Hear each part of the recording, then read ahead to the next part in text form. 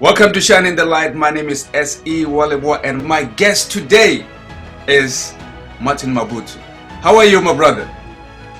Very well, man. I'm good. How are you? I'm doing the best I can, man. I'm doing the best I can. But before we go deep into this, let me, share, with folks some of the stuff that we have done. Martin Mabutho drives the customer-focused strategy of MultiChoice Nigeria, which includes sales, marketing, service, customer experience, and value management.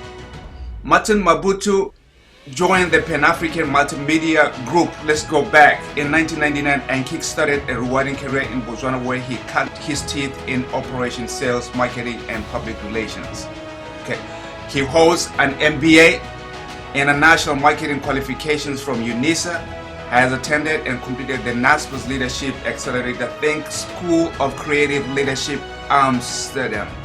In 2003, he moved to South Africa as a brand manager for Mnet Africa. Notably, he was part of the team that launched Africa Magic in 2003, Big Brother Africa 1, and a whole lot of other locally produced shows such as Deal or No Deal, Doctor's Quarters, Edge of Paradise, Mnet Face of Africa, Idols West Africa, and many others. Martin, you have done a whole lot, man. It looks like you handling this pandemic, the right way, man. How you dealing with it? It's tough. It's tough. So I can tell you that in the past 4 weeks, I personally have had to do like four tests, and they stick a thing up your nose and whatever, because you cannot travel without your results, right? So I've had to do that because I was in SA to drop off the kids and traveling. SAA doesn't travel up to Nigeria no more, or for the time being. I went through Dubai, and getting into Dubai, you have to test before you come to Nigeria. So it's challenging. It's a bit of an inconvenience, right. But I suppose we all understand why it has to be done. And obviously, when I got home, my domestic staff, I had to test them because while I was in SA, they went off to their villages to go and see their families. Yeah. So now that we're all back here in Lagos, let's all make sure that we are negative. Right. From a business point of view, I think, the uncertainty, and there's a point where I feel maybe we could be doing something different to fight the fatigue. So there's I get a sense that there's a general fatigue around wearing masks. So if the two things that are going to save us are wearing masks and washing our hands, and you see people as you drive not wearing masks, it could mean one thing. Look, the campaign has waned off, and as a marketer, I try and look at it and see and try and determine why are people not responding to the messages like they were before. So it could be campaign fatigue, right? Yeah. So people are just like, listen, man, I'm not gonna have this thing on my nose, around my mouth forever. I'm tired. Right. So how do we reinvent that and make sure that we save lives? Because this thing will finish us. That's just what it is. Yeah. The more people hear the message in a different way, I suppose, without them feeling like, hey, really, right. I think the better. Right. That's wonderful, man. Yeah. I think that's a great message. I think everybody ought to be doing the right thing right now to protect others, to protect ourselves, right? So, Mr. Mabutho, let's go back to your background, where you were born, let's take it from there, where you were born, where you went to school, so. How much time do we have? No, I think we have, a solid 1 hour, so we should 1 hour. Yeah. Okay, so, I was saying to my kids that, the period in my life that I cherish the most is when I was their age, around 9, 10. So I was born in Mafikeng, All right. Yeah, so then we moved to Lobati, or Pikwe, and then to Lobati, which is where I spent most of our formative years. Lobati, I went to school at Crescent Primary School for 1 year, and then I suppose my late grandmother, who I love so much, she passed on, and right. And I went to public school, Konyulu. Okay. Yeah, man. Yeah, man. Okay. Great. So I went to Nyuluku, and then from there we went to Ipelecheng, Community Junior Secondary School, Kopileng. And then after that, I went to Lopsec, where I was in the boarding house from my Form 3 until Form 5. Best years of my life. Yeah. And then of course I went for TS and then UB. But maybe if I take you back to the moment I cherished the most, which is when I was in Lopati primary school and junior secondary school. The friendships I made then, that were formed then, I still hold them very dear to my heart. I think I met some of the most amazing guys. I don't know if it's just me or everybody cherishes those years. Excuse me. It's everybody. Yeah, man. I loved growing up Kolobati, and it just kind of shaped me a bit. You know, my love for football, my first love for a football team, which was Extension Gunners, came up from there. My love for music came up from there. So yeah, formative years, like I said. Wow. So you still follow Extension Gunners? Well, not as much as I would love to. Not as much as I love to, because obviously the distance and lack of access to team news and whatever. So then there was this period when you guys really went hard on music. Like you joined, a group. I don't know if you guys formed it together or you joined the group, Trouble Monks, right? Yes. The Monk Squad. I mean, we don't want to. We can't move forward without touching on that one, So. No, look. So let me tell you how I'm not a founding member of Trouble Monks. Okay. Contrary to popular belief, I wasn't a founding member. So my friend D-Ski, Baji, Mogi, and Solo, I actually just used to hang around and watch them do their music thing. Yeah. And they wanted somebody to help them with a technical, on the technical side. Okay. So you see, a lot of us, we didn't know this, right? So. Yeah. No. That's how it happened. Eh? Yeah. I wasn't one guy with an amazing voice. Right. No. But you did your thing, though. So, yeah. Oh yes, we stepped up. So then I did the Deadman. There's a guy that plays, because it's all dead. He play dead tapes. So the guy that kind of, when the guys go up and say, "Hey, Mr. Engineer, sound man." Yeah. Roll the tune, man. So I was that guy that pushed the button to make it happen. So, and then at some stage, I think my creativity and hanging with the guys, we started bonding, and we started making songs. And credit to Solomon, Solo B, Monyame, and D-Ski, they put us on. And before you know it, I was on stage and we were performing, and I loved it. It was just absolutely amazing. Yeah, you guys brought a lot of energy, man. So that was good. That was good. You guys brought a lot of energy. You brought a lot of change to, to the music culture. At that time. I think you guys did a pretty good job, and you guys are still friends, right? Like. Thank you. Oh yes, we're still friends. We're still friends.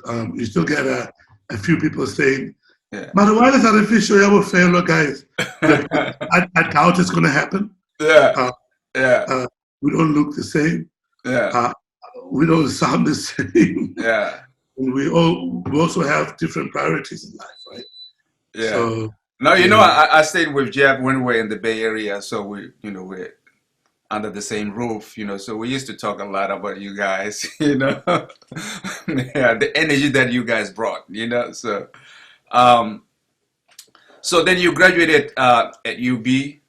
I know jobs were kind of scarce. Did you get a job right away, or? You sound like you dug up a lot of Yeah. information about me, man. I Mhm. struggled to get a job. I think I was on the street for about 8 months, Mm. and it was tough. So I studied international relations and I studied public political science and public administration. Mhm. And my hope then was that I'd make it into foreign affairs Mhm. and be some ambassador somewhere Yeah. someday. Yeah. Yeah. That didn't work out, right? So Yeah. then I walked away from all of that thinking without an option. Mhm. I just said, I'm not going to do that. Yeah. What happened is I went home. My parents lived in Francistown. My mother still lives there, but my dad is out in Monyame in the village. Mhm. So I was walking along Blue Jacket Street. I can still picture that day. Mhm. And then I saw Toro Motiki. He's from Mahalape with you. Oh yeah. Okay. Yeah, Okay. I know Toro. Yeah. Mhm. Yes. And I remember his first words when he saw me. Mhm. I'm gonna Soundz. Hey, look, I played softball and I was in the winning team at Lopsec. Mhm. We're national champions. I used to play for Stones, Salobati.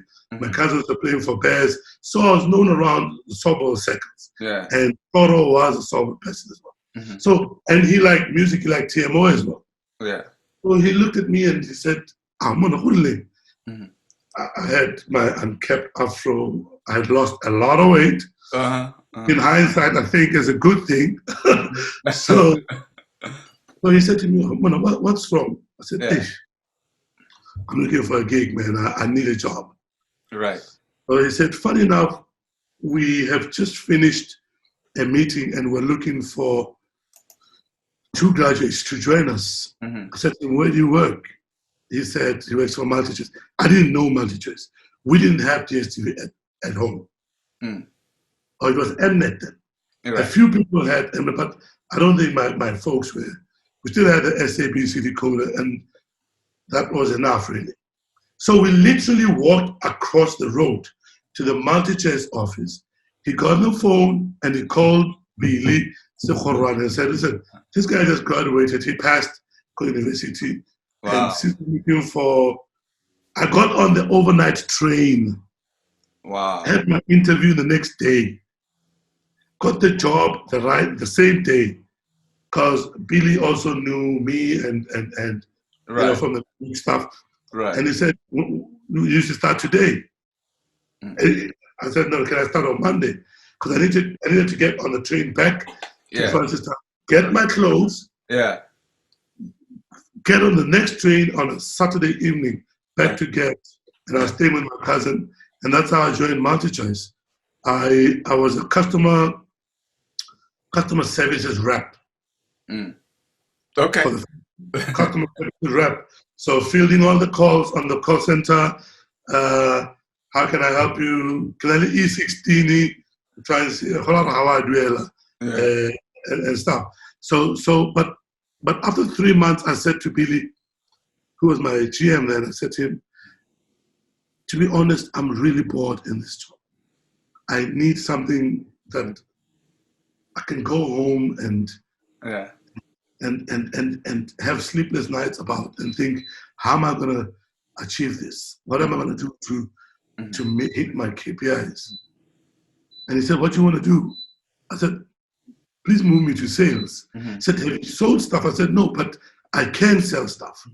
He said, but you never sold anything. And I said, look, I know I can speak. I know I can convince people. try me. So I did that. And like they say, man, we went on to win awards for best salesperson. We got promoted the next year, sales manager, promoted again the following year. And eventually we were counted amongst the best salespeople for MultiChoice, the group across Africa. So it was a calling. It was a calling. It was a calling. So that's why. Yeah, it was a calling. That's why I was gonna. It was a calling. Yeah, that's why I was gonna ask you. You know, if your experience with music or with Tribal Monks had impact on your media career moving forward. You know. So I think it did. I think it did. But I think the most important bit. Let me take you back to my days, Kolobati. Okay. Okay. This is a part that's going to be in my book. I'm going to write a book. Okay. Okay. I need to speak to you about that because congrats on your books, man. Hey, I appreciate that. Man. I appreciate wonderful job. Yeah. I need to send your kids, you know, some of my books. Yes. Yeah. Do you have books for teenagers as well? Yeah. My current book is basically for like 13 years old to maybe, I don't know. Yeah. Oh yeah. Maybe 15 years, 13 to 15. You know, it depends. You know what I mean? So. Oh no, we'll do that. We'll do that. We need to. But I like to buy it though. Don't send me free. I need to buy it. It's always good to send to, you know, because it's a good thing. No. I'll buy it. I'll buy it, bro. Yeah. So I was saying, one day I was sent from. I lived in a place. I don't know how well you know Lovat. Yeah, no, I know Bandling. I mean.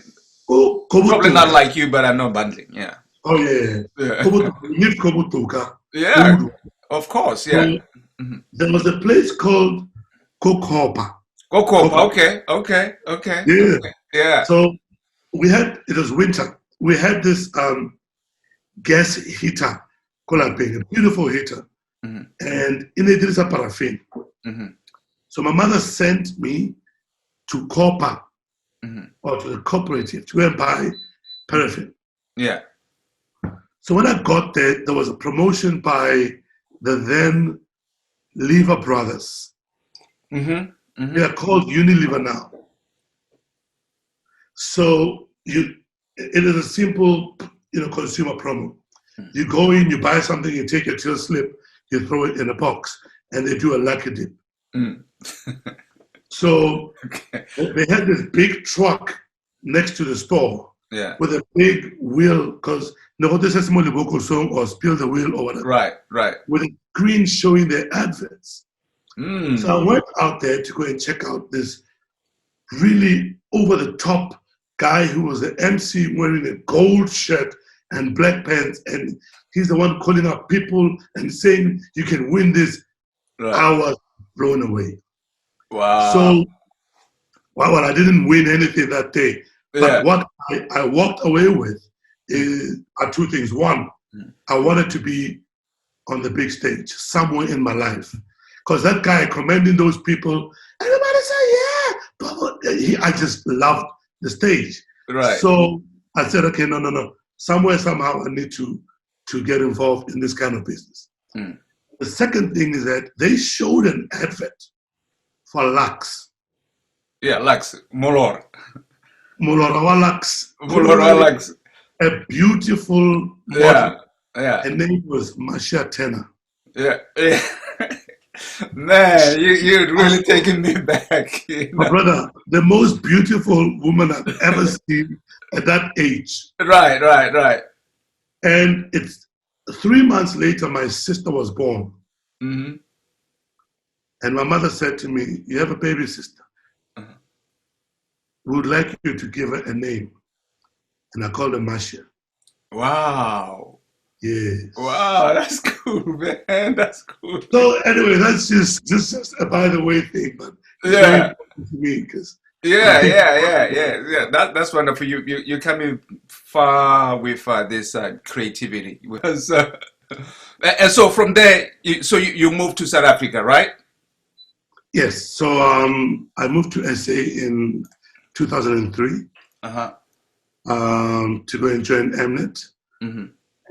And I think that is one of the most liberating things I've ever done, because I packed up my bags and I went to a completely new space, which is the marketing of TV content. You know, it's very different from what a normal MultiChoice business, which is what I do now and what I did in Botswana, entails.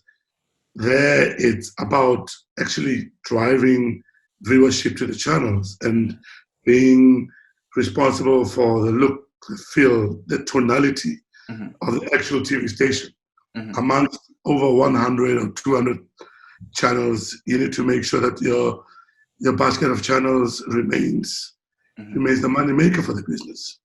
So it was quite an eye opener, tough at first, and I learned from that.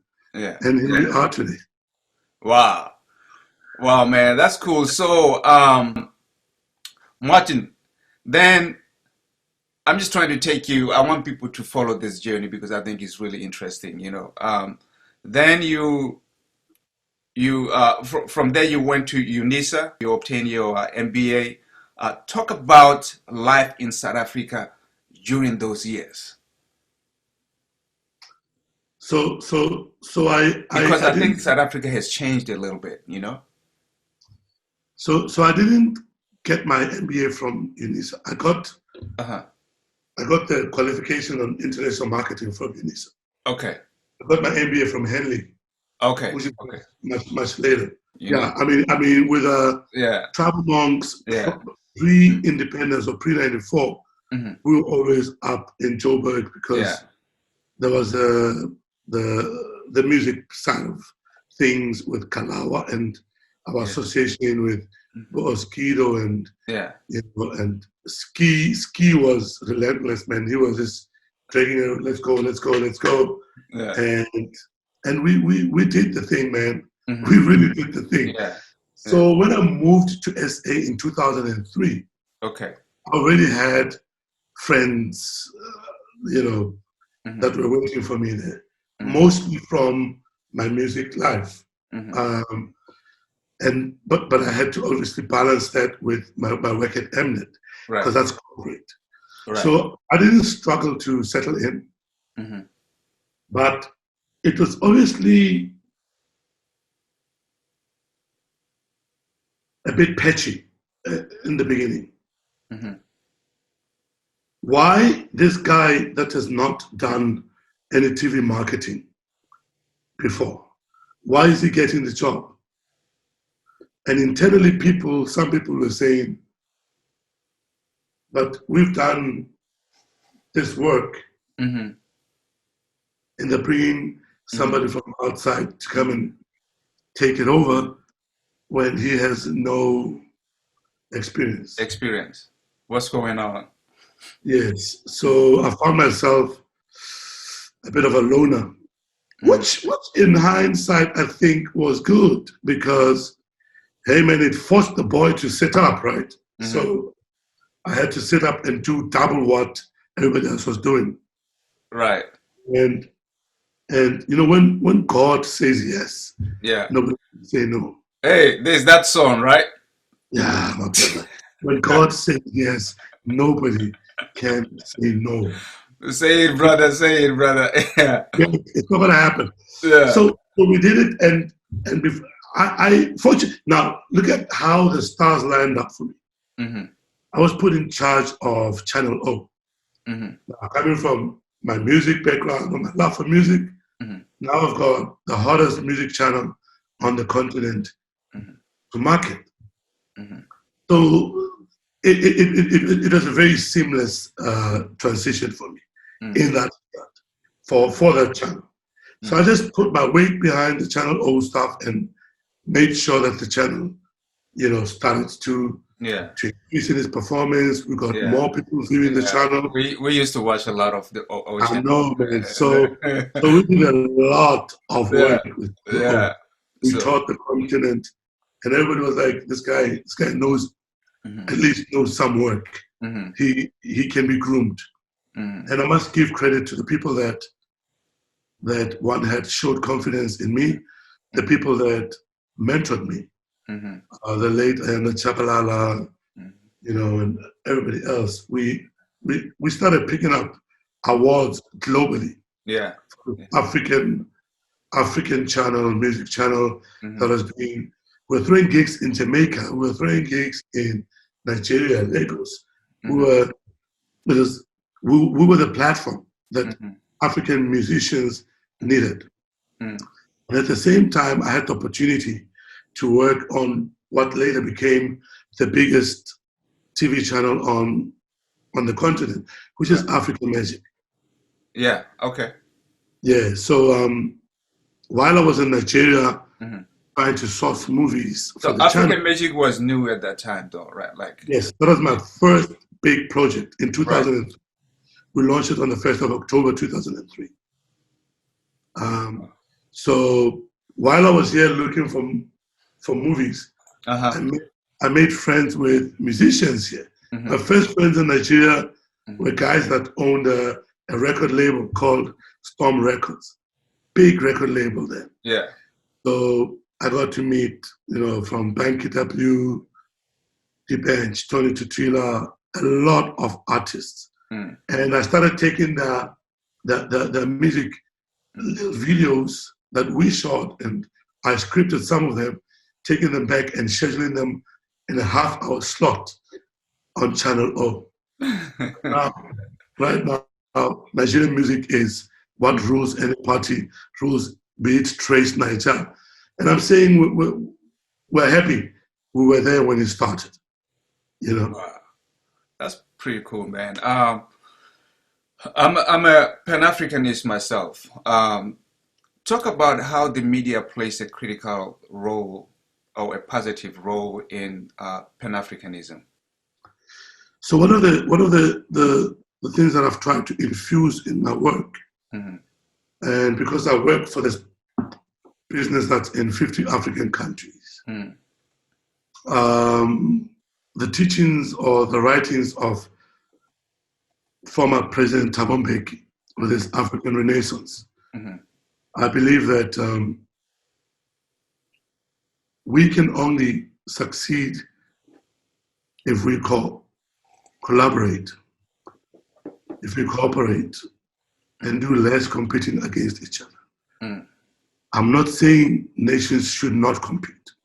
It is inherent in humans to compete and to try and take a superior stance over others. But for the continent itself, I think there is no one country that has all the expertise and all the resources. And that is why a lot of people that do what I've done, which is to devote a lot of my working life I've worked in 20 African countries, full-time and part-time. And I meet a lot of people. I meet guys from Cameroon. I meet guys from Zimbabwe. There's a lot of Zimbabwean guys that are, imparting knowledge on the continent. I think that collaboration is at the center of what will make us stronger. Right. If we do not allow people to come into our countries and impart knowledge, it's going to be tough. I don't mean to get political. Although I'm a political science student, I don't touch politics when private. And you warned me not to delve too much into politics, so yes, we're not gonna go deep into that. Sensitivities. I studied politics. I know. Yeah. I know you can bring it on. Yeah, sure. Sometimes I piss people off on my views. So politics and religion, I try and keep them away. But Sonny, if we are saying in the countries that are known for xenophobia, all the foreigners must leave. What do you honestly think will happen in terms of imparting knowledge that we clearly know that people do not have? Are they going to be in a better position? Are we going to expand our view, knowledge base? Will it be slower or quicker than what is currently happening? Some people have gone the radical way of saying, break down the borders. Maybe a bit impractical. But I think taking something out of that break down the border statement is allow us to integrate and learn. The less developed countries need the expertise from the more developed countries to help them come up. How do we, I live in Nigeria, and the arts, textile, film, music, whatever, is rife in Nigeria. And that is why I love this country. Yeah. It speaks to me it touches the right nerve when it comes to things that I'm passionate about. But when I look back at home, Botswana, and I see little pockets, but the pockets that I pick up this year are a bit more than the ones I picked up last year. How do we accelerate? What's the catalyst? How do we make sure that these guys are not closed in? You cannot shut yourself in a room and tell yourself that you're good when you have not been exposed to what else is happening outside. You need to compete against the best. You need to learn from the best. You need access to the best. Nollywood is threatening Bollywood at this rate. It is not an accident or by chance that we see a lot of A-class producers of movies coming to Nigeria for collaborations. And I see. It's not by chance that the likes of Sony, the likes of Canon, come in and give master classes in Nigeria. They're developing this place. Kochaye, we are further down the line. How do we allow those that have the experience, have earned the check, the living out of filmmaking, to go and help the Jamaicas, the guys that are trying to break it into film back home? Yes, I know there's issues around the platform. That's not the only platform. If people are complaining that, no, but there's no platform, BTV, Super Dikhangela, Misi. That's not the only platform. We're in 2020. There's OTT services. Why are my friends in Nigeria selling their content to Showmax and to Netflix and to Hulu? Yeah, that was my point, because you talked about Nigerian, films. Now I see a lot of Nigerian films on Netflix. Where is Botswana in this whole thing? What can we do to bring up our? Nobody must tell me about small population. No. Joseph Soleto is one of the most kick-ass chefs in the world. Oh, he's the best. Yeah, DJ Fresh. He's the number one radio guru. And for how long? He's been. Where are the other guys? I mean, behind every DJ Fresh, there needs to be like 10 food guys that are following. Now, back to the point that you said about Pan-Africanism. If we had set foreigners out, or everybody stick to your own country, would DJ Fresh be who he is? Possibly he would still be good, because he's got the skills, he's got everything, but he probably wouldn't have had the big platforms that he has.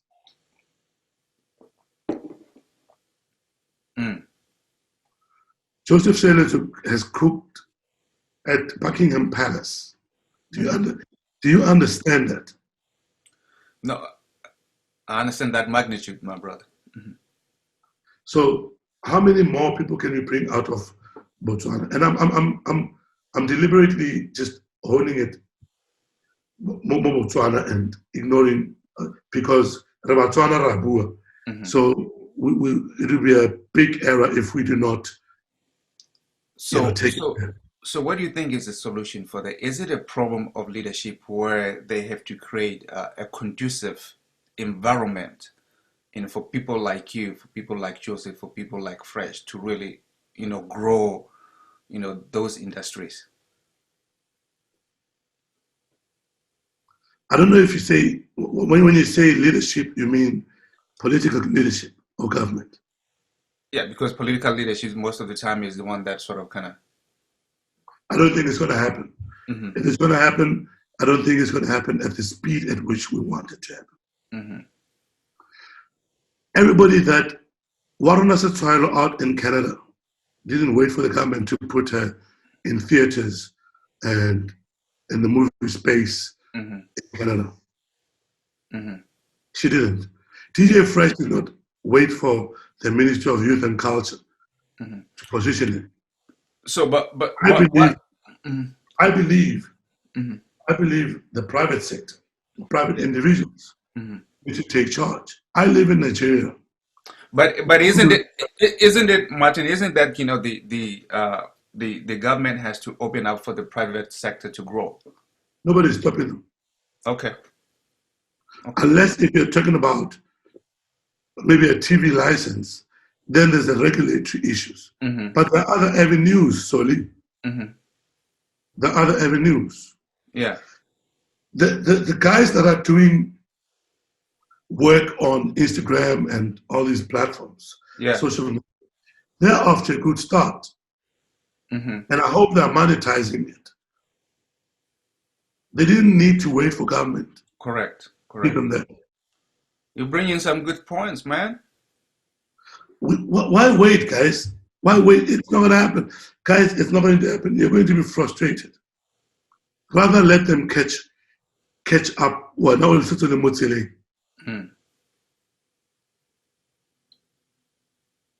What you're doing now, writing your books and on this platform, you did it on your own. I'd like to say. Right. You didn't wait for anybody. Yes.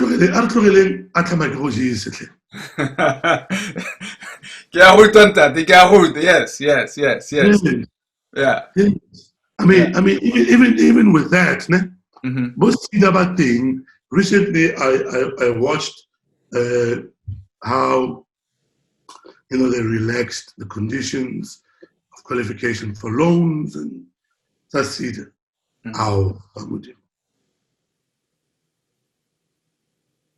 What more should government do? Okay. It's up to the individual. I get your point. My brother. And there's nothing that is as sweet as knowing that you've achieved this and you don't owe anybody.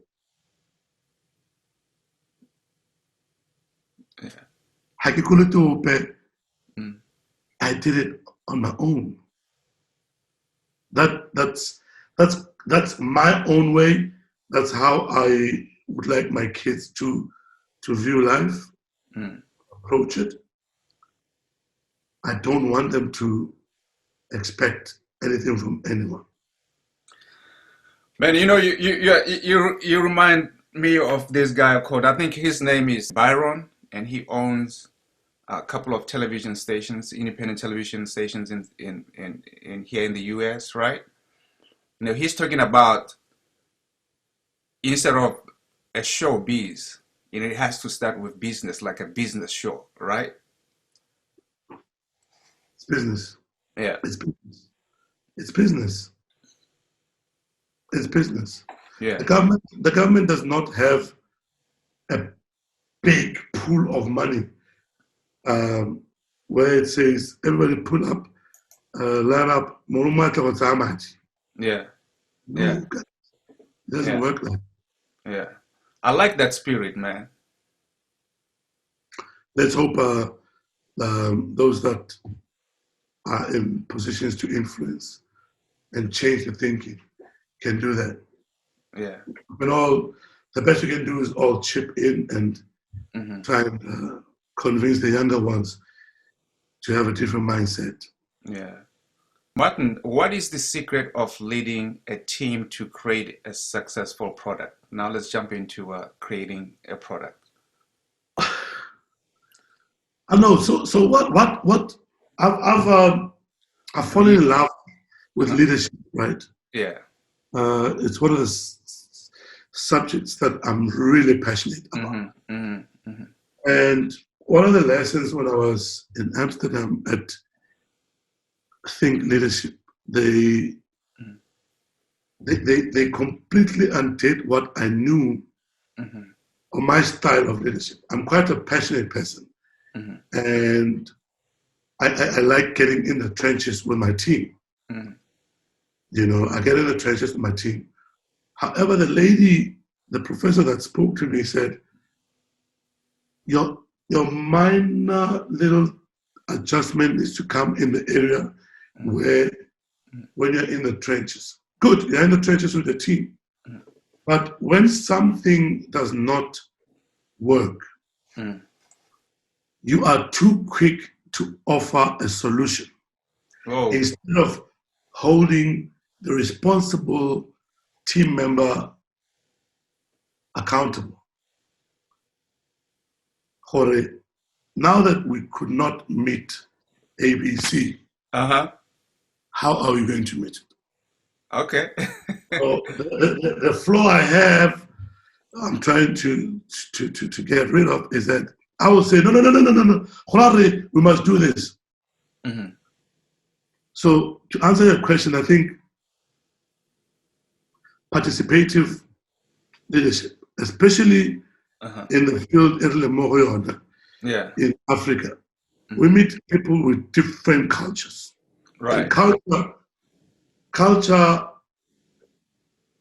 for an organization like the one I work for, different in Kenya, Uganda, Tanzania, Botswana, Nigeria, Ghana, wherever. So one has to be very aware that you have to win people's confidence. You have to show them that they can trust in you and the direction you're asking them to take. It has not always worked. I've had to learn and retract some of the approaches that I had in some of the markets because culture is different. Yeah. Some people will think because you have South African ties and here's another South African coming to tell us what to do. Yeah. Because the anti-South Africa sentiment on the continent is quite there. It's available. It's there for you to see. Yeah. So you need to really take people in your confidence. Right. And gain their trust. And you should trust them back. Yeah. But how do you deal with a difficult teammate? Because I'm pretty sure you have dealt with a lot of different, folks. Look, again. I mean, this is still a leadership. Yeah. So I think it varies. That people who maybe that difficulty is, and people need to be allowed to question with integrity, question with respect, without disrespecting, authority. So, but there are people that are just outright don't want to participate, don't want to partake, don't want to listen to you. Yeah. And while engaging them and trying to show them what the overall goal is, might not always work. I think what always works is the rule book. Okay. It's the rule book. I work in a very fast-paced environment where we count subscriber numbers every day. Like every morning at 4:30, I need to be up to see what happened the previous day. Right. To play 4:30 every day without fail. Right. So it's a high-performance space. If we do not agree, Sunny, if you do not key into the vision, and your disagreement is pulling the team back, we have to bring in firm interventions. Sometimes it involves throwing the rule book at you. We need to move. We have shareholders that want results from us. Yeah. We have to deliver. Otherwise, you guys are always working with deadlines, so that's what it is. Yeah. We acquire content for hundreds of millions of pounds and dollars. Right. Every day lost amounts to hundreds of thousands of dollars. It's high paced. That's what it is. So I think in order to avoid being the guy that is firm and here's the rule book quickly, you need to just hire right. You need to hire the right people, and that's why our recruitment process is so elaborate. Yeah. People need to understand they're coming into a completely different space. It might look like, these guys are always watching TV the whole day. No, there's a business part of it. That's a lot of work, yeah. Martin, I went on a Google you, because I wanted to get more new information about you, and all I was getting was like, these guys are embracing you, man. Nigeria is embracing you. So talk about their culture. What do you like about it? Is there the language? What about the language barrier? So of all the countries that I've worked in, that I've been to, I love all of them. Yeah. But like you said, I love Nigeria the most. Yeah. Because Nigerians are warm. Yeah. They're very warm people. They kind of remind me of back home. There's a certain warmth, certain generosity, welcoming spirit, brotherhood, family that I've been exposed to here. And then secondly, as somebody that is passionate about the arts and music, and it's so alive here. It is so alive here. And of course the food. Their food, brother. I love the food. I was waiting for you to mention the food. Oh man, it's beautiful. They say Nigeria know the carry last. Okay. Nigeria does not accept mediocrity. Nigeria always wants to win. And I think in my later years, it's something that just said, I want more. How much more can I push myself? And when I came to this place, I found that where the only thing, there's so many intelligent people here, and the only thing that separates them is the speed to market. I don't know if you understand. So you and I could be sitting here thinking, how do we come up with something, a new product? Don't think we're the only ones thinking about that. There are others, other Martins elsewhere thinking the same thing or even better. It's all about who makes it to market first, quicker. So I love that. There's a relentless thing that we need to make it happen. We need to make it happen. I just fell in love with that. And fortunately, when we moved the family here, Initially, it was tough for the wife, and she eventually settled in, and she's got her own circle of friends now, and the kids have friends. So we're good, man. I love nature. Yeah. It's been 8 years now. It's been 8 years, huh? Yeah. Wow. 10 years prior to that, I was commuting, based in Joburg, but permanently, call it 7 years. We moved here in 2013. Yeah. Yeah, no, I have an interview with somebody, she's, her father is from Nigeria, but she's from out here. She's in the tech space. She loves Nigeria, so she's not coming back, I guess. So, I mean, she's moving back and forth, but, her home is Nigeria, So, I wanted to ask you, I want to go back to creating a product. So, when creating a product, are you always looking to add new features, like, for the customers to be attentive or to come back for it? Talk about the importance of innovation. So the company I work for is built on innovation. At the core of its success is just innovation. Yeah. MultiChoice is all about innovation. Now, when you innovate, you need to be innovating to serve a customer need. Okay.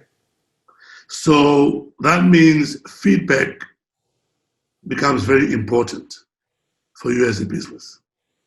So in this tech space, you cannot know of a need, a consumer need, unless you have feedback on the current products that you have. So we're in a space where we continuously build and build on top of what was started 25 years back. It's more an evolution. So it's Evo 1, Evo 2, Evo 3. Got it. If you go out and come up with what you think is good, and it's kick-ass or whatever, but it doesn't serve a consumer need, then you'll forever have that trophy in your lounge, just looking at it. But if you're in this competitive space that we're in, be it from content, be it from the hardware that we use to stream down our content, be it from the way that we service our customers, we are constantly innovating.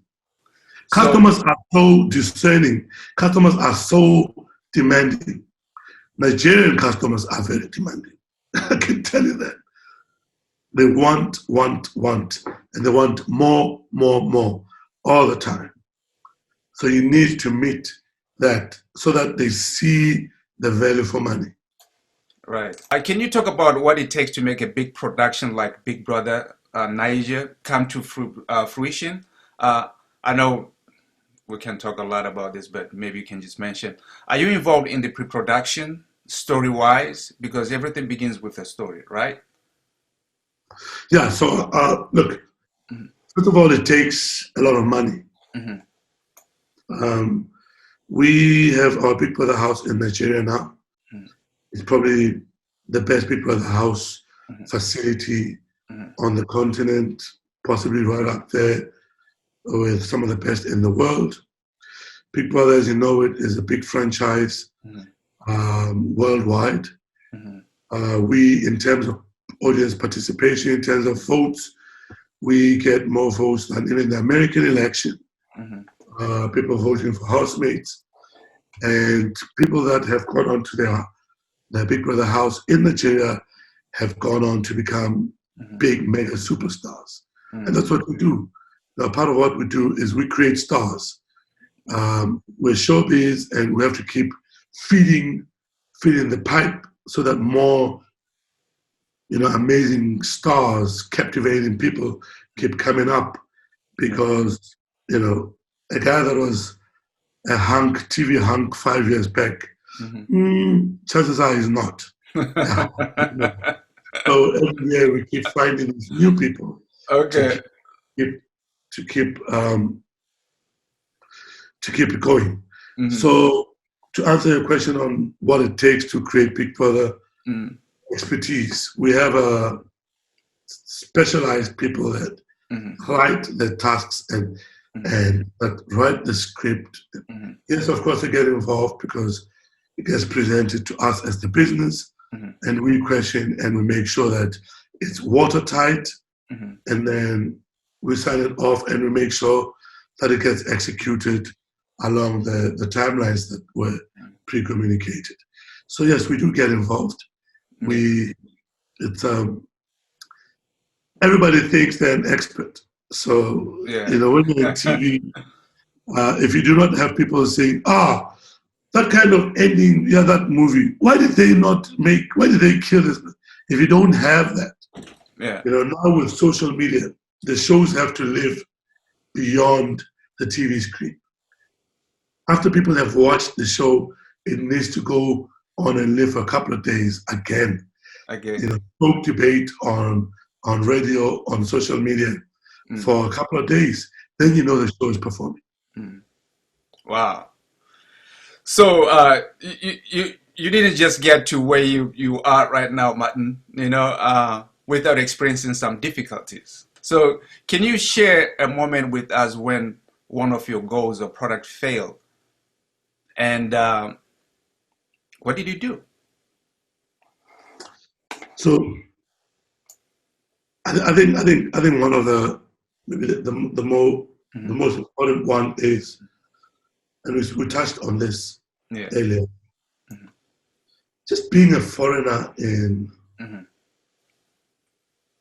Africa. Even though you're an African, people always look at you. He's not a part of us. Why did they send him here? Couldn't they get a local to do it? Are they here to exploit us? They're here to just take the money and go.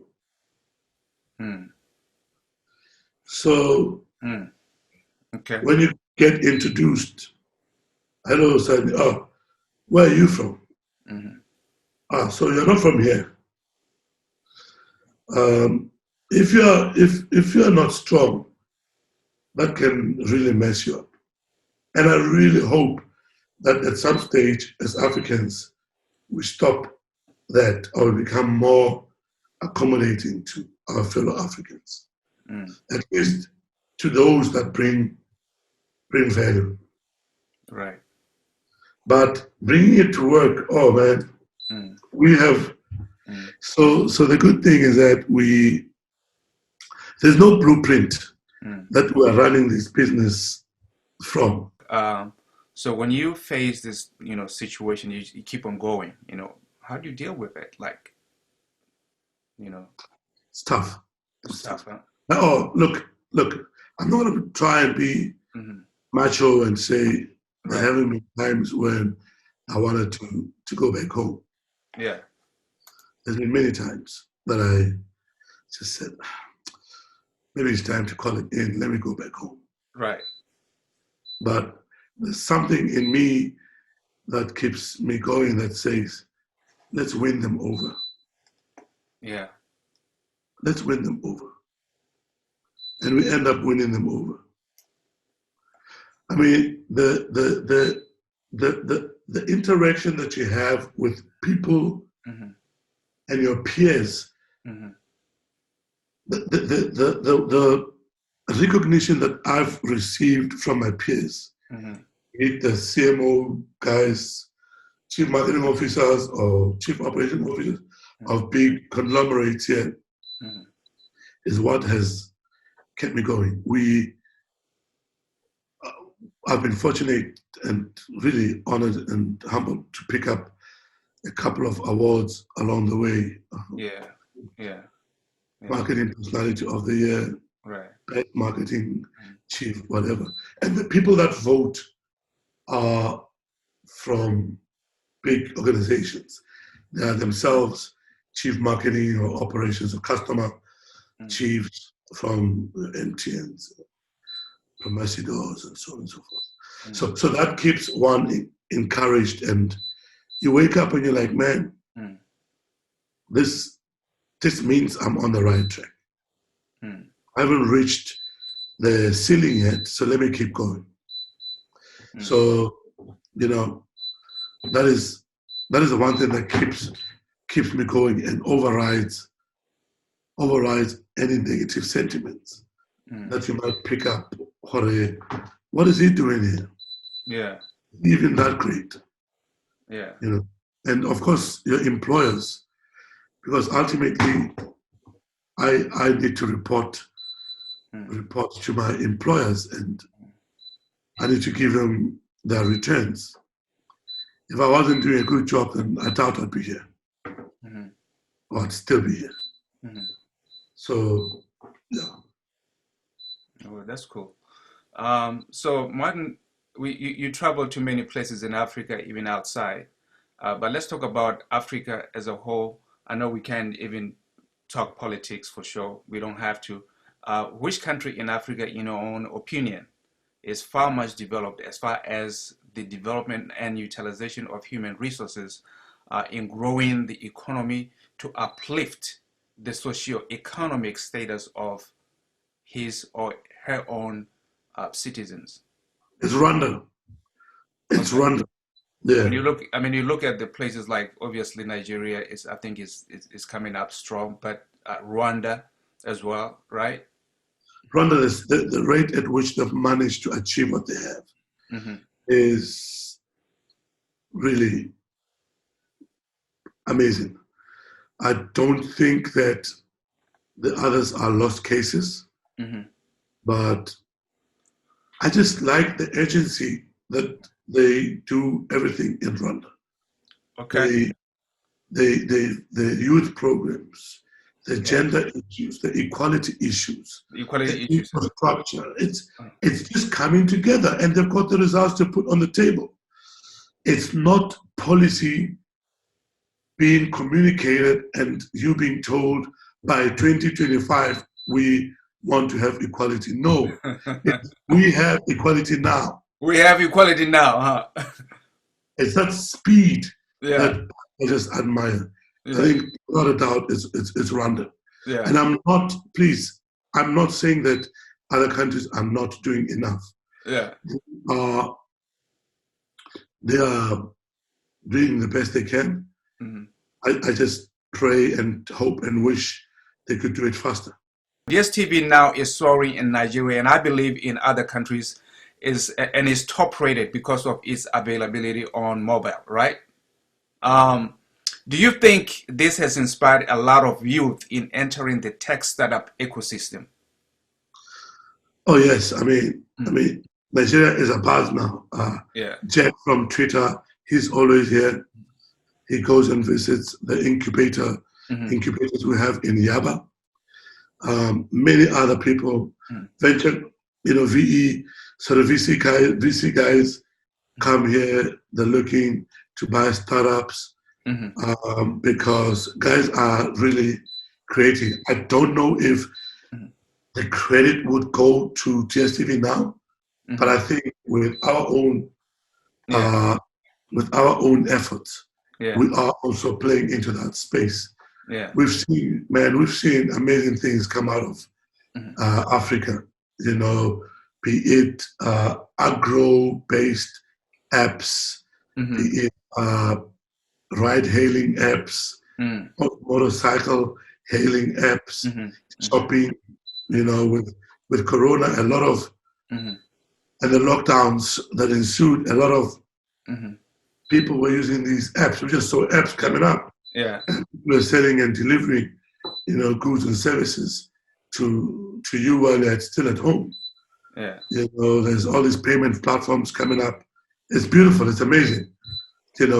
I think on the education space as well, we saw some coming up because kids couldn't go to school. So we started seeing a lot of apps coming up, especially here in Nigeria. Yeah. And the uptake has been really encouraging. Yeah.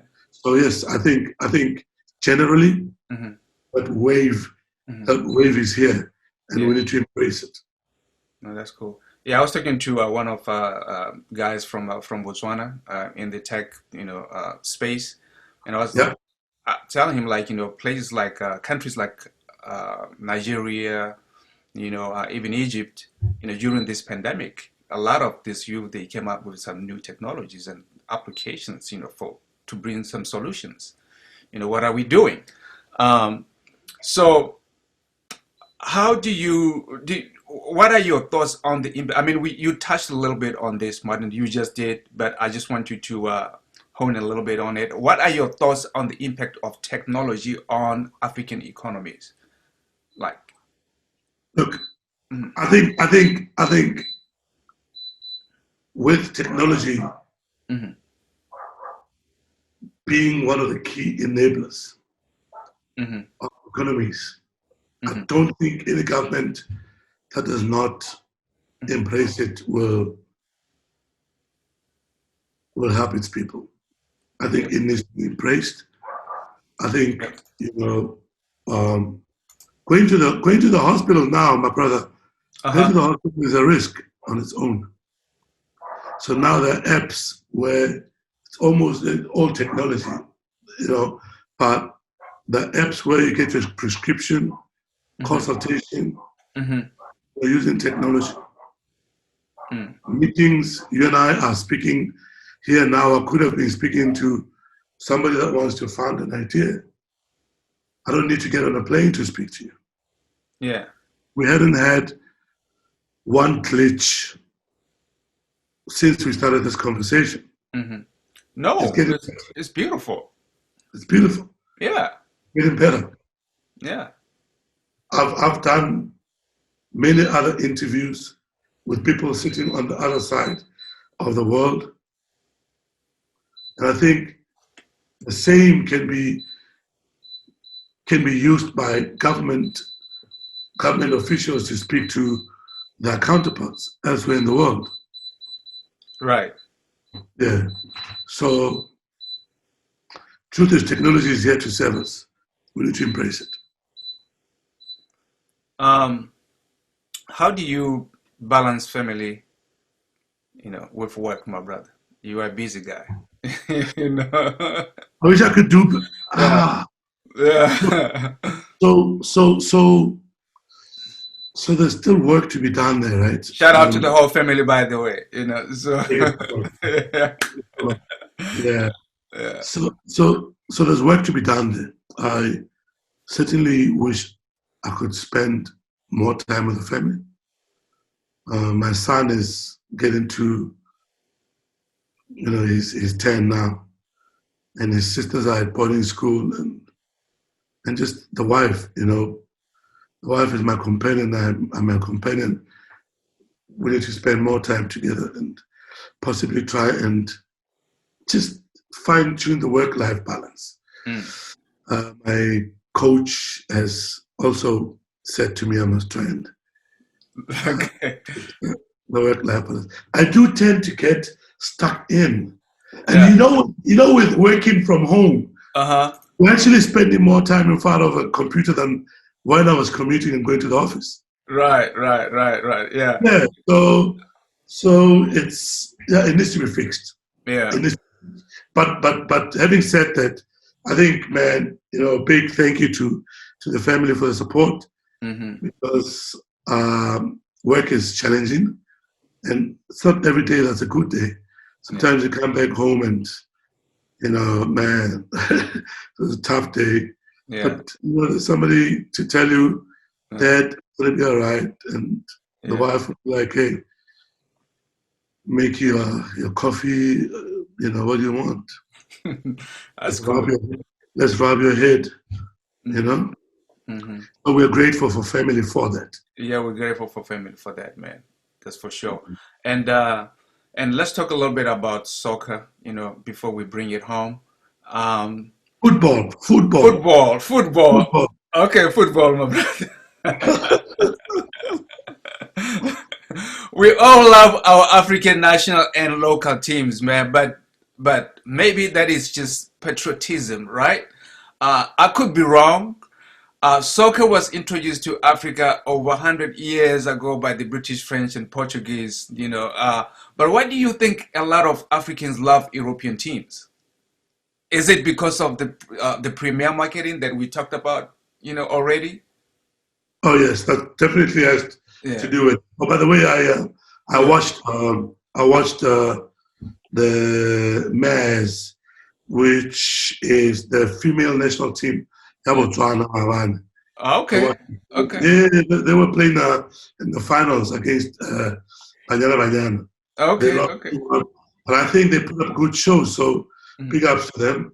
Okay. Cool.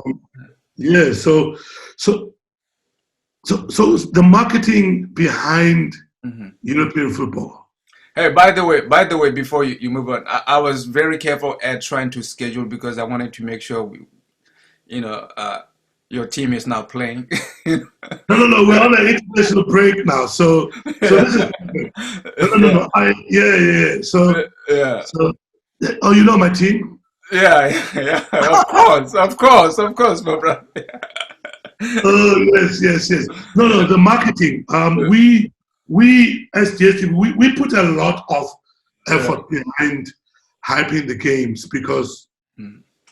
So for Nigeria, they are fortunate that they a lot of their star boys, star players have played for the big teams, in Europe. Yeah. From the times of Nanku Kanu, even Tenela Mukachi. Football is religion in Nigeria.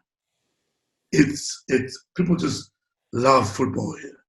Yeah. And the passion is just, it oozes. On match day, if United is playing Arsenal, man, on the radio everywhere, people are betting, people are, wearing their shirts. It's just beautiful.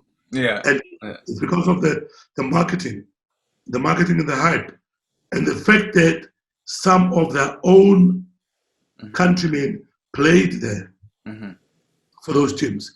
I mean, there's I saw somewhere that there's at least 500 Nigerians playing professional football throughout the world. Some could be playing in Kazakhstan or wherever, but professional football players, 500. Wow.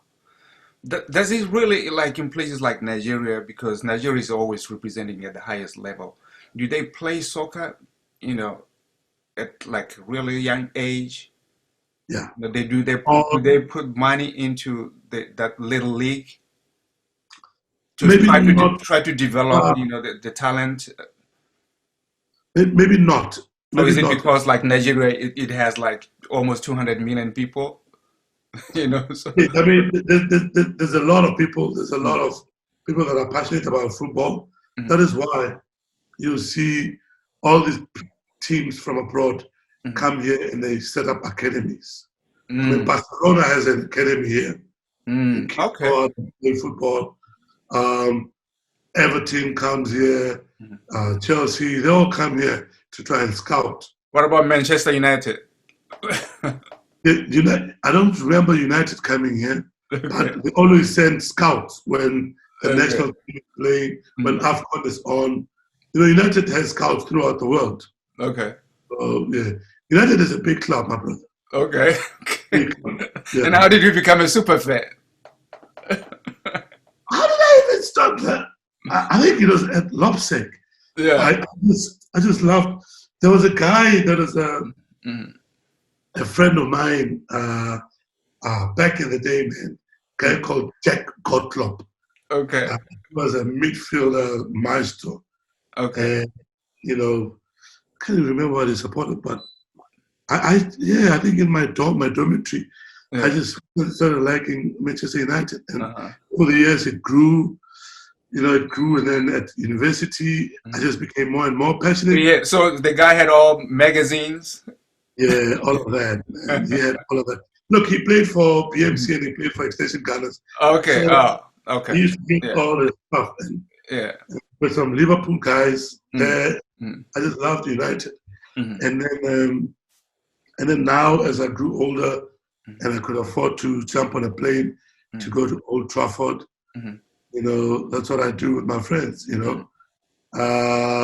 London is only 6 hours from Nigeria, so once in a while when the wife says it's okay, jump on a plane and go to London and watch a game and come back. Work again and come back home, right? Yeah. So, my brother, your last word, message of hope.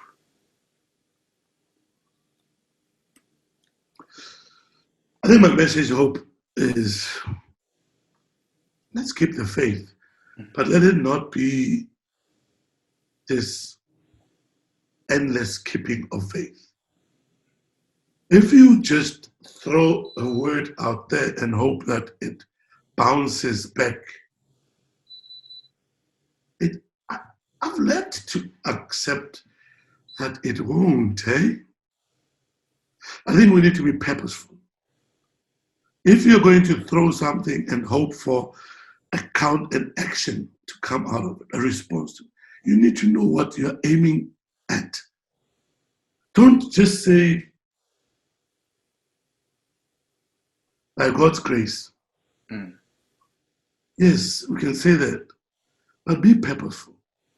Tomorrow I'm waking up at 5 a.m. because I want to till the ground so that I can start a garden. Don't say, tomorrow when I wake up, hopefully my neighbor will give me some food. Do something yourself. I think people need to accept that prayer and hope alone. God helps those that help themselves. Okay. And we conveniently forget that. And we want to go and beg and ask people to help us. You have one head. The people that are making, do they have two heads? They don't have two heads. But what they have is the resilience and the motivation to get up and do it. Let us get off our butts and do stuff. I don't know if that is a message of hope, but it is a message of hope. That's what's at the top of my mind at the space that I'm in my life now.